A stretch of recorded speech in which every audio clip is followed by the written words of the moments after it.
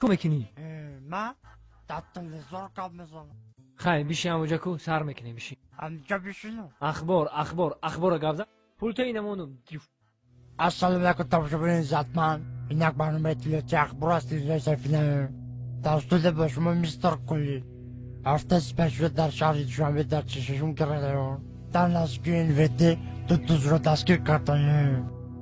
صدراعظم نجمی و بهرام غفوری ساعت 12 شب به نیت غارتگری از خونه بیرون شده و خونه عبیدالله سعدالله حمله کردن.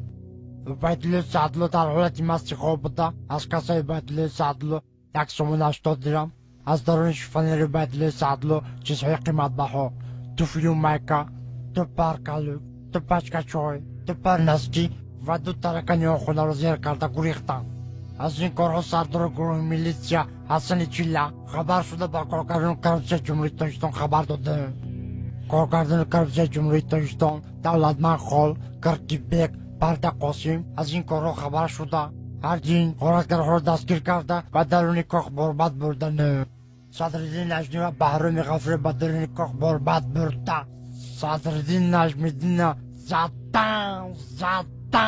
زدن تا با قدم خدا اسم میکنی. ای رو تسیا کدامی ژورنالیست دروغ میگه؟ تو در تلویزیون گپ زده استی تو رو تمام جهان تماشا میکنه. تو دروغ میگی؟ تو رو خلق بدون چیکار میکنه؟ سنگ شب بود میکنه.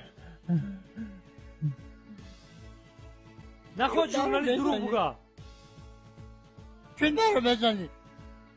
تو فالبینی دروغ گفته استی.